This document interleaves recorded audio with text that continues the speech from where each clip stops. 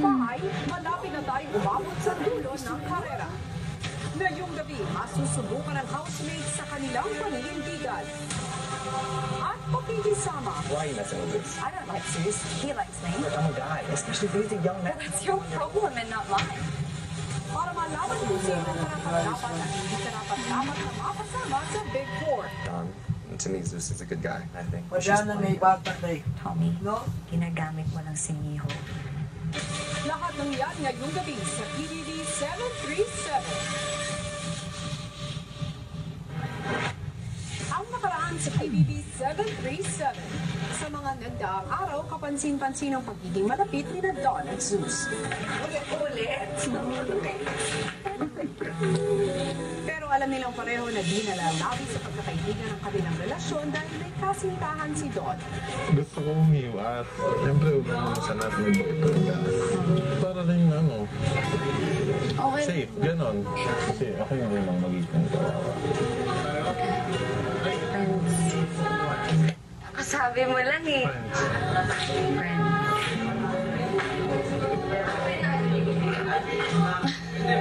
At bago maibig si Richard, tinanong niya sina Don at Zeus sa kanilang pagkakaibigan para sa news podcast.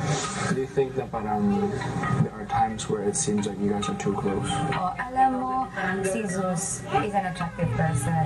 Malambing and everything. Pero I guess I know my limitations as someone na meron.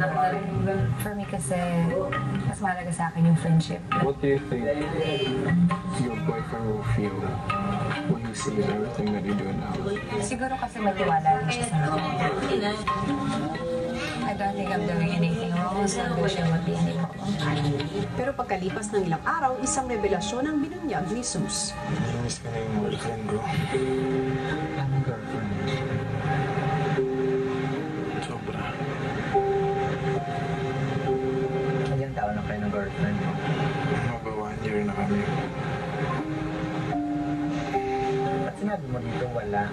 Di ba yun yung unang yung sinabi? Basta paglabas maintindihan niyo na hindi ako yung may gusto nun. Maintindihan namin yun eh. Pero nahihirapan ako kasi ayoko nung ganun. Kaya nga. Gusto ko yung talagang ayoko man talaga ako. Yes. Kaya na may pinaalagaan. Hindi ako na mahihirapan.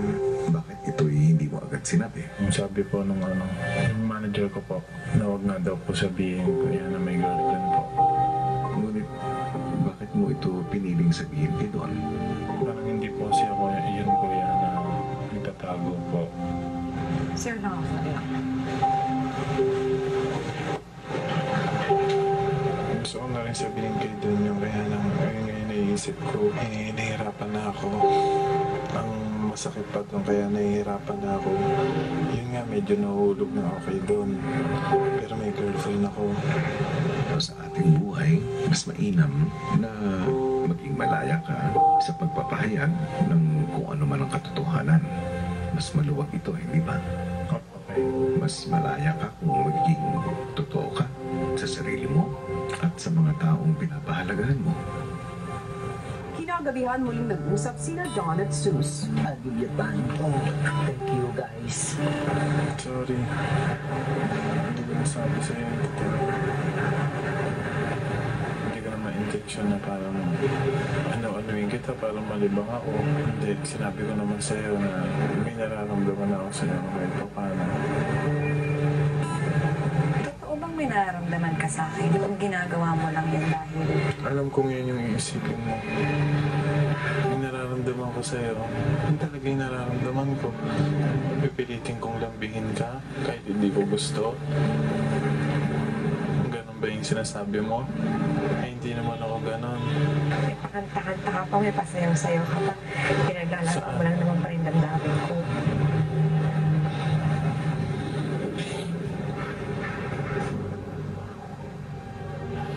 Hindi ko alam kung paniniwala ako sa sinasabi ko sa totoo lang.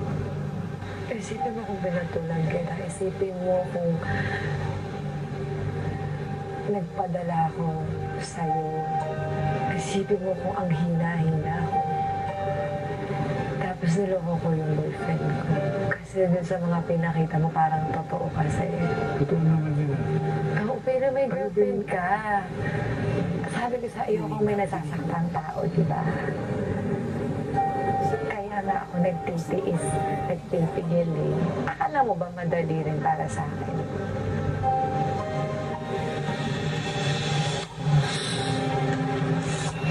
Alam mo, hinahayaan kita ipakita o ipakita yung nararamdaman mo kasi nga hanggang dun lang yung kaya kong ibigay eh.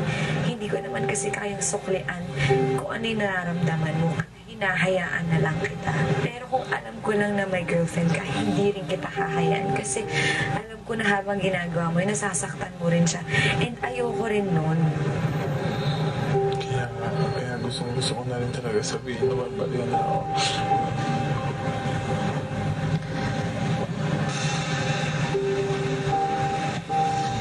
Kaibigan pa rin tayo. John,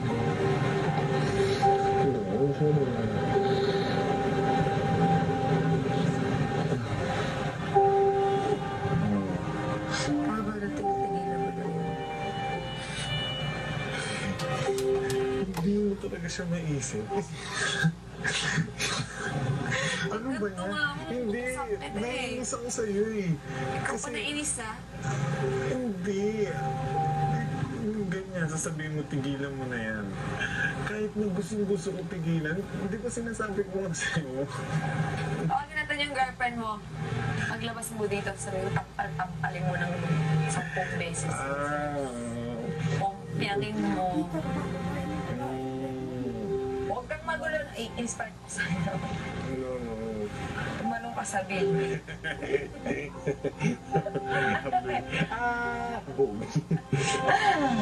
Pero kung tila nagkaintindihan na sina Don at Zeus, meron palang ibang housemates na hindi gusto ang mga ginagawa ni Don.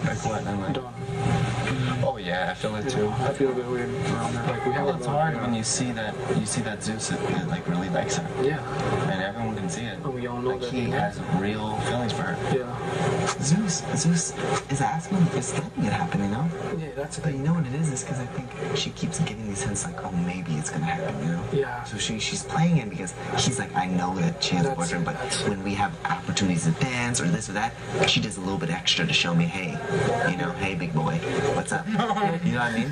He can't help that he likes her, and you give him opportunity, he's gonna go for it. Yeah. And I guess that's But what, then, that's what happened. even if you tell me in my face, it's not gonna work. But you keep flirting with me. I'm confused. You're confusing me because you're telling me one thing, but you're doing another.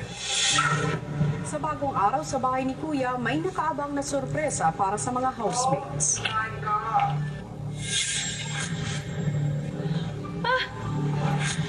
Oh my God.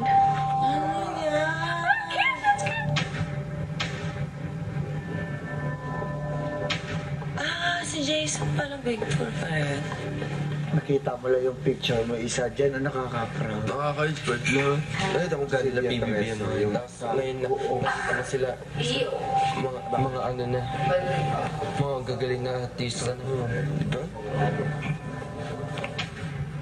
Saan nga kaya hahantong ang mga kaganapang ito lalo na at papalapit na nating malaman kung sino ang magiging Big Four sa regular housemates. Yan ang ating sabay-sabay na tututukan. Hello Philippines and hello world! Bago pa nakita ng housemates ang Big Four jackets, isa-isang tinanong ni Kuya ang natitirang regular housemates kung sino sa tingin nila ang karapat-dapat at hindi karapat-dapat na mapabilang sa Big Four. I think I deserve to be in the Big Four for sure, po. Ako po, Kuya, yung karapat-dapat na masama sa Big Four. Siyempre po, Kuya. Sarili ko po. Siyempre po ako. Si Don Chang po, Kuya. Ang pinakakarapat dapat na mapabilang sa Big Four. Ito ay may kinalaman sa isang matinding hamon ni Kuya, ang Big Jump to the Big Four, kung saan dadaan ang mga housemates sa iba't ibang matitinding task sa susubok sa kanilang lakas, diskarte, paninindigan at pakikisama. At sa dulo ng linggo, isa sa kanilang magwawagi at siguradong mapapasama na sa Big Four bago pa man ang ating Big Night. At sa pagpapatuloy ng araw ng housemates, isang sorpresa muli ang kanilang nakita. At kung ano ito, narito, panoorin natin lakas. Hinahaponan may panibalong nakita ang housemates sa living room. Oh my gosh! itsura ko nakakanda. Iba na. Jesus, natatakot ako. Ano ba yan? Mga isa na lang. Isa mo nakikinig ba na?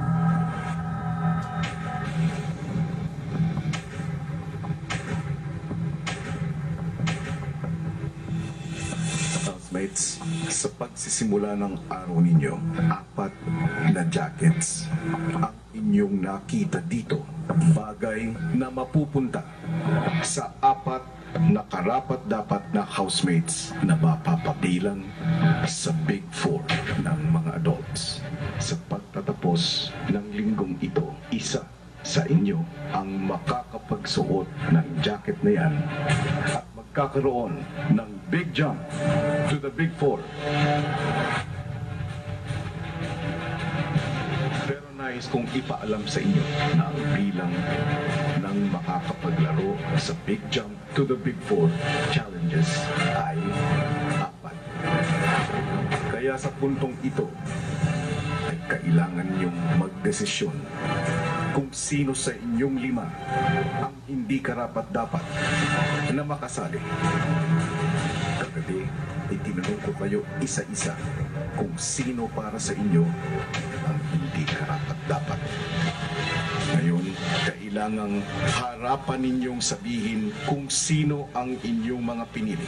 At ang mauuna ay ikaw, Roger.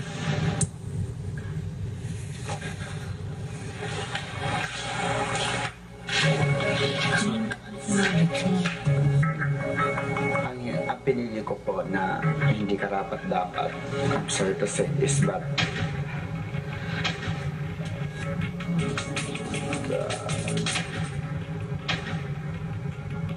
ikaw po, Tommy.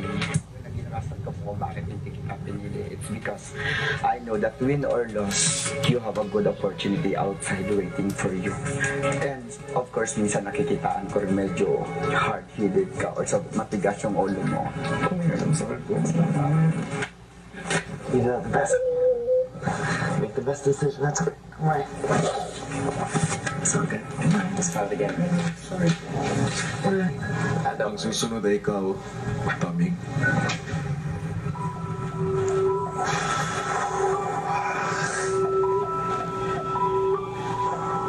Who I think is not deserving of being a part of the Big 4 is Don. If I were the boyfriend of Don, he may be a different person, but for me, it just,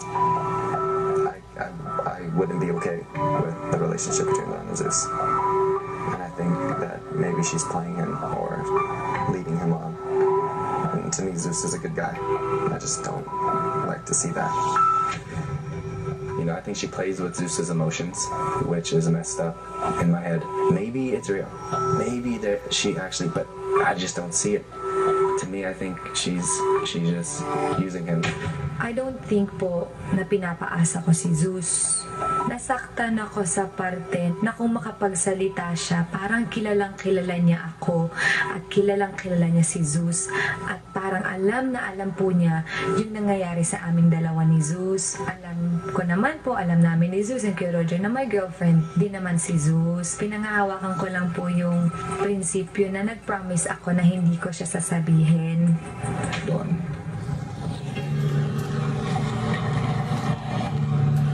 Pinili ko hindi maging karapat-dapat na mapasama sa Big 4 ay ikaw, Tommy.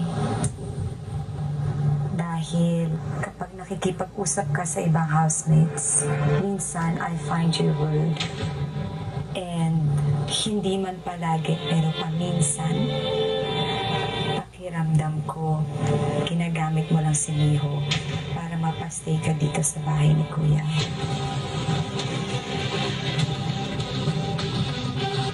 I didn't like that. Hindi ko minsan maramdaman o hindi ako sigurado kung genuine ba yung feelings mo for Miho. Sana pumali ako, pero ganun lang po yung nararamdaman ko paminsan. Naintindihan ko. You're not just attacking me now, you're attacking my relationship with Miho. I thought, well, in my head is that, okay, you're going for a low blow, huh?